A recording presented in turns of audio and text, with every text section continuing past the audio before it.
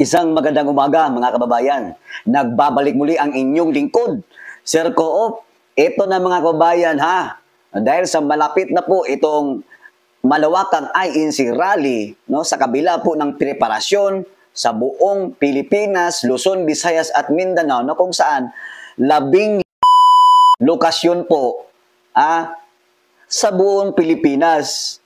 Pero itong si Franz Castro at ang Makabayan Black ay naglider-lidera na naman na kung saan ay parang ayaw talagang tumigil na despite is naandito na, no, hahagupit na itong malawakang peace rally, national rally ng Iglesia ni Cristo, abay, patuloy pa din sila sa kanilang gustong ipa-impeach si VP Sara Duterte despite sa milyon-milyon na mga kababayan natin na sumusuporta na no to impeachment VP Sara Duterte.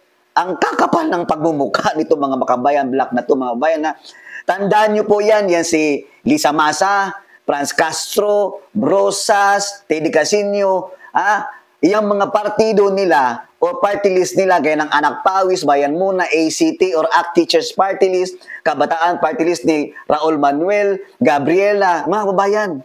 Lagi ninyo pong isipin, wala pong magandang gagawin yung mga hinayupag na mga politikong kung saan walang ipinaglalaban, kundi puro paninira sa mga politikong nagtatrabaho ng marangal.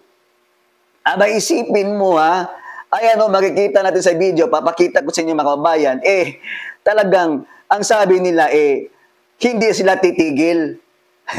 Kalukuhan. Hindi sila titigil hanggat hindi daw, no, matatapos itong impeachment nila na kung saan kasama nila itong mga complainant or endorsers ng mga sinasabi nilang kabulastugan daw at anomalya daw ni VP Sara Duterte na kung saan talagang hanggang 2025 na lang daw, may impeach na si VP Sara Duterte. Aba, teka parang nagkakamali yata kayo dyan. No? Hindi nyo ba nakita ang puwersa ng mamamayang Pilipino sa pamamagitan ng pag-organisa nitong malawakang national peace rally ng Iglesia ni Cristo? Pati ba naman kayo, nagtapang-tapangan pa din kayo para ano? Para ipakita nyo sa sambayan ng Pilipino na kayo ay may ipinaglalaban. Ang tanong, ano ang ipinaglalaban ninyo? Na hanggang ngayon, ultimo na nga sinabi na ng COA na walang mali, walang anomalya, walang kabulastugan, walang nalulustay na pera. Pero kayong mga Makabayan Black, itong si Franz Castro, abay, ang sabi tuloy daw, lutasin daw nila itong problema or itong mga ginagawa daw ni VP Sara Duterte na hindi daw kanais-nais sa bansang Pilipinas. Uy, Diyos ko Lord, teka lang muna mga kabayan na parang nasaniba na yata to ng masamang espiritu. Tingnan mo yung pagmumukha nila mga kabayan. Dito sa video, same pattern, same script. Halatang halata na sa kanilang sarili ay hindi sila agresibo. Makitaan ninyo na parang napilitan lang. Ganun ba talaga kahirap para makapasok, no, sa isang partido, makapasok sa isang posisyon sa politiko? Gagamitin ninyo ang inyong mga maling mga paninira diyan sa mga Duterte? Kasi alam nyo, bakit panay sila push? Kasi alam nila, walang ibang magpapanalo sila kundi ang mga Duterte.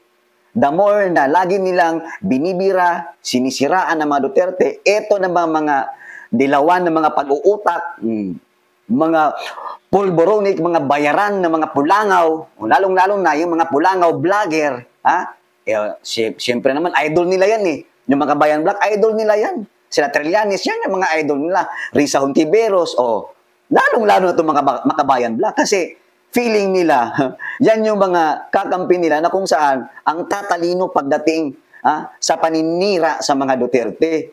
O mga bayan, eto na po yung video. Short clip lang to, pero malaman at makikita ninyong parang may bayad system na kung saan mismo sa puso at isipan nila halatang halata na napipilitan lang. Ha? Tingnan niyo po itong video at kayo na po ang humusga, mga kababayan, kasi kung ako ang nakatingin dyan, kung ako ang pasasalitain, halatang bayad po. Halatang talagang gusto lang nila manira ng isang tao o isang politiko para lang sa kapakanan nila at sa sarili nilang mga interes. O, ito na po yung video kasi naiinis talaga ako pag si Franz Castro at itong mga kamakayan balak. Ito na po yung video, mga kababayan, ha?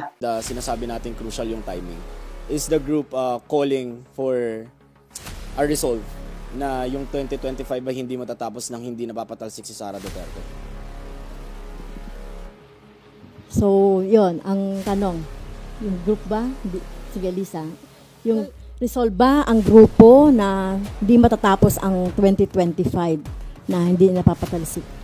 Sara, resolve ba tayo doon? Mga kasama, resolve ba tayo doon? Na hindi matatapos ang 19th Congress na mapapatalsik? Well, I think resolve kami. The fact that we filed the impeachment complaint now, even before 2025, proves na gusto talaga nating ma-impeach na siya. And we are united para sa bayan ito.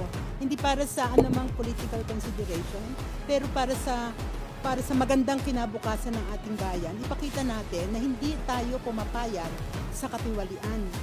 No? Hindi tayo pumapayag sa corruption at dapat na itong wakasan. Sinasabi natin crucial yung timing is the group calling for a resolve na yung 2025 ay hindi matatapos nang hindi napapatalsik si Sara Duterte. So, yon ang tanong. Yung group ba? Sige, Lisa.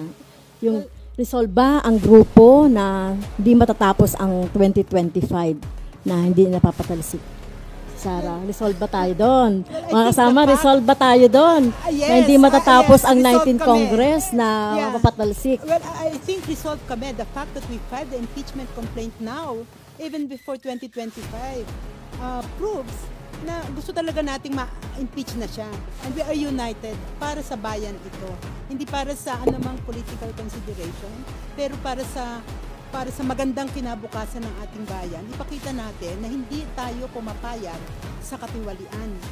No? Hindi tayo pumapayag sa corruption at dapat na itong wakasan. Mga kababayan, so hindi daw sila titigil hanggat hindi nila napapa-impeach itong si Ma'am BP Sara Duterte sa 2025.